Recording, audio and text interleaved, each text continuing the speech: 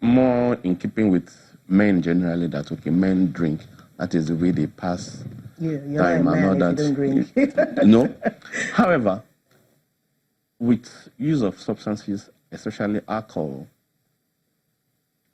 there is problem with addiction, which comes up, and even in our manual, diagnostic manual, which the ICD-10 is one of the major substances that can lead to mental illness, and unfortunately can lead to all sorts of illnesses. So the addiction does lead to a mental illness, yes, not just physical illnesses. No, both physical. It leads to physical and also mental, because from excessive use of alcohol, number one, you have problem with your liver, being the organ that breaks down all these substances, chemical substances in the body.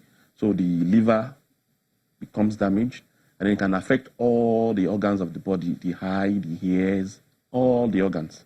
And so I have seen a patient with an alcohol problem who became blind, who had hypertension, had a lot of complications. Okay, that would definitely give him mental issues. No.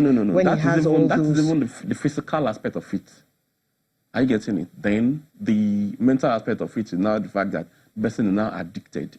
And then the addiction now, there are criteria, and then the person is actually dependent on it. And the person will have cravings for alcohol use, and then even the person sometimes increases. Normally, let's say the person is introduced to 1 bottle, then person in short time starts using 2, 3, 4, because the effect he or she was getting from a bottle is no longer what that's called tolerance. The person is no longer getting that effect. So the person needs to increase to get the same high. To get to that same level or the high, just like I said. I was thinking that perhaps a mental illness would probably drive, for a better word, lack of a better word, drive a young person to start using the drugs and drinking.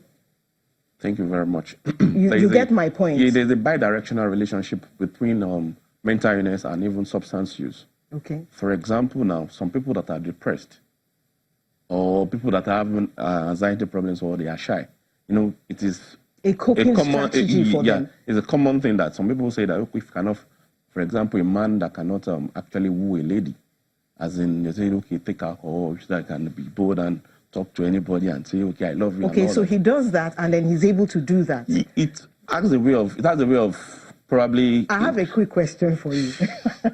Can a guy come to you and say, look, doctor, I'm having a problem talking to ladies. Can you help me? Yes. And that you would treat that as a mental issue and get him through that? That is not a mental illness. Okay. There's a problem, which there are avenues that we can use to tackle that. For example, now, if such a person comes to meet me that, okay, doctor, I'm having problem wooing ladies and all that, then I will ask the person, you can even investigate the person, assess the person, okay, is this person having some form of personality problem that maybe the person sees his or herself as, I'm not good enough to face people. Then if all that has been ruled out, then you can just encourage the person or refer basically to the psychologist who might give some other form of therapy. I'm sure a lot of young men are looking now and saying, I don't believe this is happening. I don't believe I'm hearing this. But it's looking like you can actually see it as a problem and get help for it. Yes, that is mental health for you. It is all encompassing. It covers all aspects of human life. And there is nothing that you cannot... there's a lot of problem out there. And then specialists in mental health can help in addressing these problems and helping such an individual to be a better person for his or herself and be useful to the society. And okay, let me come to Hannah.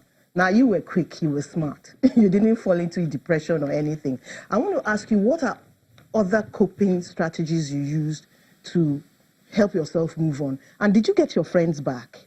Yes, I did. I got some of them back, not all of them. There were some of my friends that they didn't say anything wrong in not getting admission to school on time. And while I was waiting, I also did some other stuff, like I learned how to make it. Okay. So it was helpful. that was when I started volunteering with the organization I work with now. So I kept myself busy.